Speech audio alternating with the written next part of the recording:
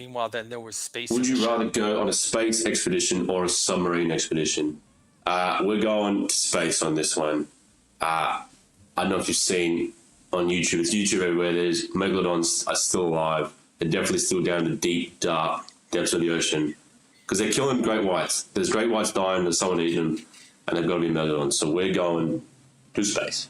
Clearly, it must be dinosaurs. There's a movie that my sister loves. I am terrified of the ocean, so going on a submarine expedition is a hard no from me. I don't like that I can't see my feet. I don't like it. It's creepy. Everything about it's creepy. So I would go on a space expedition before stepping anywhere near a freaking submarine. I wonder if Becca has I a hard don't time. necessarily think I would want to go to space because it seems scary to me. It seems really cool, but I would much rather float around in the air eating ice cream than be surrounded by ocean. I don't like, no. No, you know, like the billions of pounds of water pressure on you at every second. So I am not a good swimmer, and I already have anxiety when I'm like watching videos of people swimming or snorkeling or just on the ocean, period. So I'm going to say no to the submarine. Definitely take me into space because I'm already an alien. I feel like I can fly. And then, oh my God, can you imagine seeing all these galaxies that we now know are out there? Yeah, definitely space expedition for me. Well, pretty cool. I love the fact that Becca doesn't want to go in the ocean because she can't see her feet. Well, everybody, it is time for you to vote. The devil you know is the one that you should be going with. We don't know a lot about the depth of the ocean. Because Megalodon. Like 80-something% of it is unexplored. Oh, for sure. For sure. Maybe there are killer mermaids. Who knows? I did do a big submarine game, though. At the same time, I was doing space games. I feel very well informed on the last question, so listen to me. True. We're moving on to our next question. Yes. Closer to home. Alien versus Predator. Homer Simpson on Family Guy. What's the best crossover or cameo ever? Oh, okay. You're a TV fan. I know it. Yeah, I am. There's so many good ones, especially like early 2000s cartoons and like Nickelodeon. But I feel like one that sticks in my brain so aggressively, especially because, or I'll tell you what it is first. But it was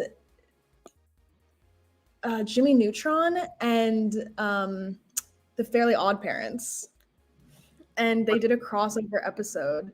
How did that work? Yeah, but they have very different animation styles. That's what was so weird about it. That's why it stuck in my brain, because it was so bizarre looking. It's such different animation, and it's like, what is going on? It was crazy.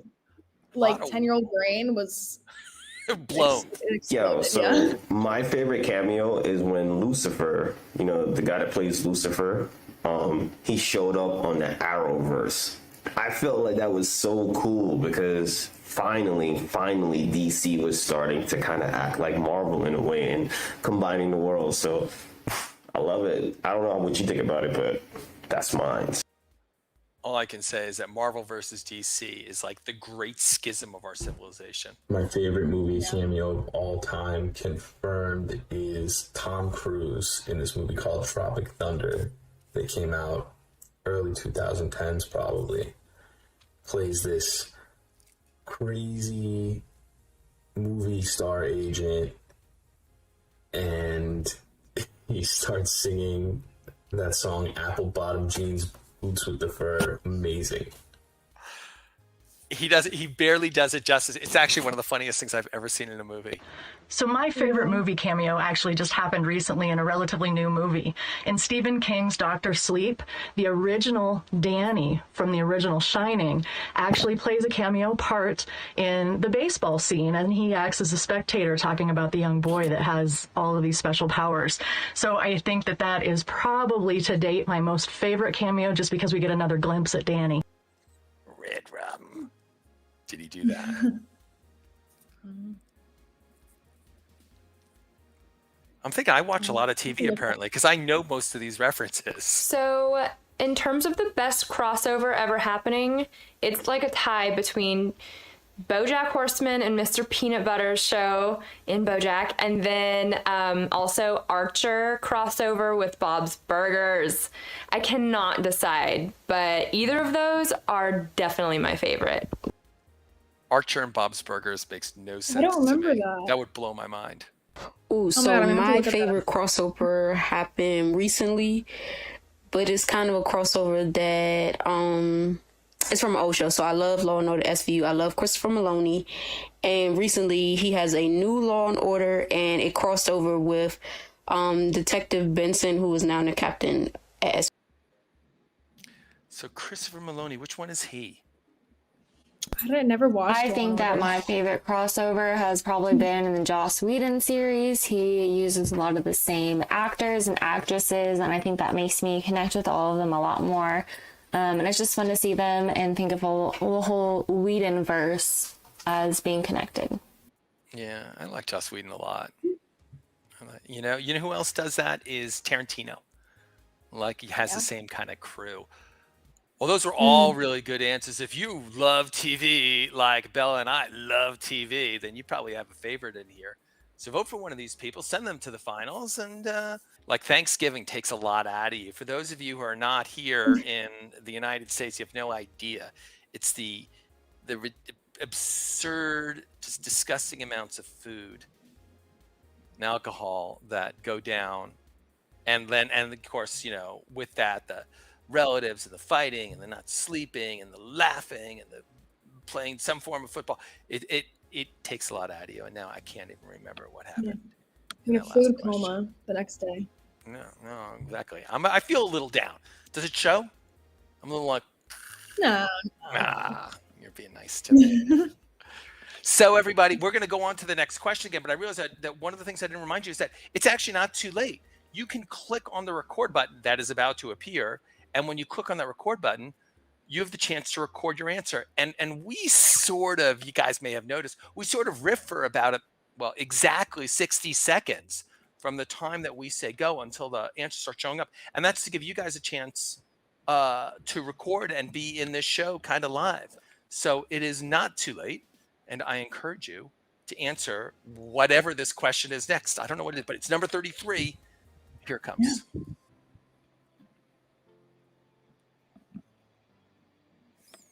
Oh, I know this one. This one's sweet. This one's a nice one. Yeah. Tell us about a time a stranger brought a smile to your face or a tear to your eye. Either or. Okay. Well, you live out in California where everybody's nice, right? You must have lots of examples. Yeah. Oh, there's one thing about California is everybody is always out and about. Like, you can't go anywhere and not see people. Yeah. I feel like one thing yesterday, actually, I'm here. The town is like emptied out for Thanksgiving. Everyone's home. But this girl yesterday was on the beach like during sunset, and she was like teaching herself how to skimboard. Like she was by herself, and it looked like she had never done it before. She was just skimboarding, and I was like, I love when people can have like spend time with themselves and have a good time, and it was very wholesome. And she looked like she was having a great time. That's awesome. That is really great.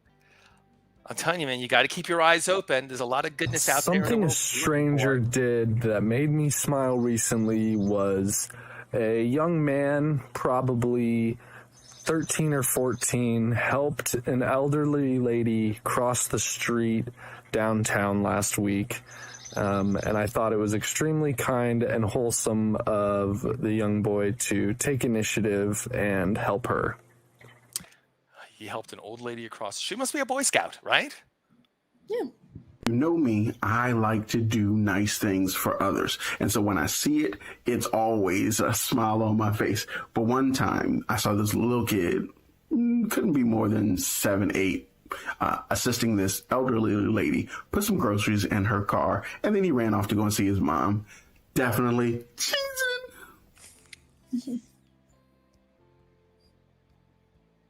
Tony, if you just have your head down. Something a stranger did for me that made me smile was one day I was having a bad day, and the person had no idea that I was having a bad day, but I was having one. And they actually purchased my meal in front of me at the line at Dunkin' Donuts. Huh, and they didn't even know that they were helping her out. That's really interesting. That was just the universe speaking to you. Oh, right? yeah, definitely. Well, I was at the mall and this girl made a joke, and I think she was a worker there, and it was just so funny. I laughed so hard. I started choking on those perfume smells, but yeah, that was a highlight. That was a low-key delivery of a very funny story. I once saw a stranger help an old man cross the street, and it made me smile. You don't really see that often, and it reminds me that there's some good still left in this world. Yeah. That's sweet. Tell you, life is long. The nicest thing I ever saw somebody do happened to me the other day. My boyfriend and I were in a store, and the Apple Pay on the machine wasn't working, and the person who was helping us just kind of walked away, and some person behind us just slid her card into the machine and paid for our order so that we could go. And it was like the nicest thing that anyone's done for me probably ever. The Apple Pay angel saves the day. So those are all amazing stories. Hopefully you guys have your own stories as well. Because like I say, if you keep your eyes open and your ears up, you'll notice that there's like a ton of goodness out there, and that your life becomes richer if you're the kind of, if you maintain the kind of presence where you can observe that all the time. You know, you guys should be one of those people clicking that record button. And then playing our little game. It is a game show. That's how we bill it. But I like to look at it as sort of a sociological study driven by questions about television, family, and I don't know, space exploration or something like that. No, I think they're clever. You think humans are clever? Yeah. Oh my gosh. They do what they got to do. All right. What 4 people would be at your dream dinner party? It's a big question. I know. Well, and you know, I like a dinner party. And I've given it some thought, and I was like, well, what about Voltaire and, you know, all that stuff? Or what about like some of my favorite TV stars, you know? But, you know, I think that, have you ever seen the movie Bill and Ted's Excellent Adventure with Keanu Reeves? No? So he goes back through time, and he's got to go and collect interesting people for his high school, you know, report. And so he goes back in time, having this time traveling phone booth, and he brings Socrates, Napoleon, Joan of Arc, and then like 8 other people. But I think he got to leave one slot there for Keanu Reeves. So for me, it would be Ted of Bill and Ted, and then 3 of the people, you know, who he crammed in the phone booth with him. Oh, it's a good movie. That'd be so funny. What 4 people would I invite to my dream dinner party? Let's go Sean Long from While She Sleeps, because he's really good at guitar and he seems like a fun guy to be around, multi-interested. We'll go Gordon Ramsay so that we can make sure that this dream dinner is properly catered. It didn't specify, you know, living or dead, so I'm gonna just roll with Edgar Allan Poe for the post dinner spooky story time and overall wild card. And then let's throw Quentin Tarantino in there. Actually, no, I take that back. Ridley Scott, because I want to talk to him about directing things and that whole sci-fi universe that he's so good at creating. You know, Blade Runner 2049 and Raised by Wolves, all that sort of stuff. So yeah, that'd be my 4. I got questions for Ridley Scott, but I got questions for Tarantino too. That's a perfect. I think the coolest 4 people I could think of to be at the dinner party would be Forrest Griffin, Johnny Depp, Anderson Silva, and maybe Jim Morrison. That would be a night to remember for sure. Any party that includes Jim Morrison is going to be off the hook. Yeah. What 4 people will be at your dream dinner party? Oh, that's easy. That's easy. Number 1, Cardi B. Number 2, Megan Thee Stallion. Number 3, it's a toss-up. I'll just go with Drake. Safe option. And number 4, ooh, man, number 4 would have to be Nick Cannon. That might surprise a lot of people, but yes, Nick Cannon would have to be number 4. Like, I don't know, people, like, you get a certain vibe and you see how people act on TV, that's how I think they'd be in real life. I think that'd be a lit party. I don't know, that'd be a fun dinner. Call me crazy, but that'd definitely be a fun dinner. All right. That'd be fun. I would like to be there, fly on the wall. Yeah. Panzer Saturn's dinner party. So if I were to pick 4 people to go to a dinner party with me, my dream dinner party, I would pick 4 celebrities. 1 is Prince Royce. 2, Eric Brian Colon from the boy band CNCO. Joel De Leon, he was an ex-member of CNCO. And 4, probably Becky G or Selena Gomez, whichever is available. So, it's a Latino party, baby. Bella, I got shut out on that one. I have revealed what an old person I am. My dream dinner party, which usually these things involve dead people. So the 2 dead people I would choose are my maternal and paternal grandfathers, because I really want to hang out with them again. And I would probably throw in Robert Plant, because I didn't even think about how that would work. Explain that. And also Harry Styles. I just want to hang out with him. Harry Styles and Robert Plant would be an interesting dinner party. I would put them right next to each other. But I think it's cool that she has the 4 people at my dream dinner party.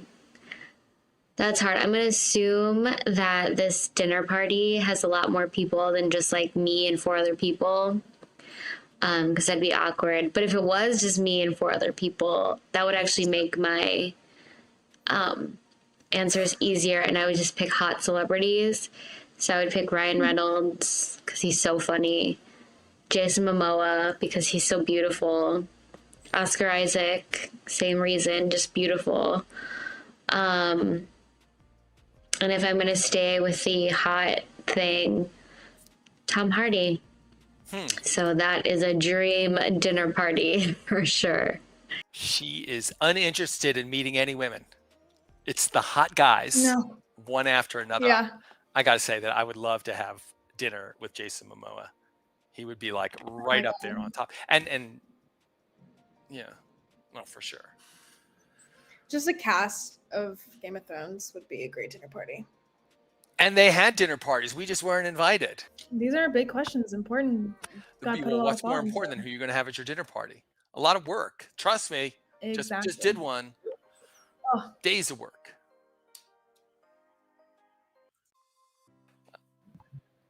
On to the next question. If you could be a child running in the woods. No, that's not it. What makes your family different and wonderful? Another heartwarming question. This is such a wholesome one. Perfect way to round out Thanksgiving. Yeah. I think my answer for this one would be just the fact that we're all so geographically close together. I feel like not a lot of people can say that. My grandparents live 3-minute drive away. My cousins live 2 towns over. I mean, I have a fairly small family, but everyone's within like 30 minutes of each other. You know, Bella, you are describing one of my life goals. Because my family's like, we're all over the country, right? And we never see each other. We talk on the phone, but it's not the same thing. I never see my parents. I want my kids to be near me, if I can, if that could possibly work out. I would love that. You're a lucky person. Great. I know. Honestly, the fact that we're all still together. My husband and I are still together. My parents are still together. And his parents are still together. I'd say that's pretty different. and pretty wonderful. Sarah's beating the odds. Mhm. This actually was part of my What dinner makes party your conversation last family night. different and wonderful? I believe the answer is magic. They can disappear. So yeah, Faf's not on the same page with me and you on this whole. Well, family eat together, fun together, and celebrate together makes my family wonderful. Thank you. Oh, it's wholesome. Make me want to cry. Jawan. Hey, family, like, you can't escape it. You can try, Vaf. No. But this question is really easy to answer because my family comes from two different backgrounds. My father is Muslim and he's Arab, Sudanese to be specific, and my mom is Hungarian and she was raised up in Christianity. And I turned out to be a believer in none, but I do believe that we all are one. that we all connected. yeah, no. See, he's got like a crazy family I background. love my family because they're just unique. There's no one like them on earth because they're their own people and they have their own personalities and they have their own unique flaws. And what's the opposite of a flaw? Benefits? I don't know. Yeah. Virtues. So long as we're going to talk about Socrates. I'm an Indian, and my family is very accepting of other identities and religions, which is not always the case because, there are some people that like to stay within themselves, stay within their community. But my family is very accepting of others. And I think that's just what makes them different and wonderful because I don't get to see a lot of that from other Indian families. And my family is just very chill and very open to hearing other people's opinions. And they love learning about other people's beliefs and customs and religion. And I just think that makes my family different. And it's amazing. So Ramon's family is ready to take a walk in life's rich pageant. That's great. Yeah, now, well, look, if all you're going to do is just listen to people who are just like you, that's not very interesting. Yeah. So this is time to vote. I want Vav to be happy, and whatever it takes, having your magical family disappear on you, if that makes you... Anyway,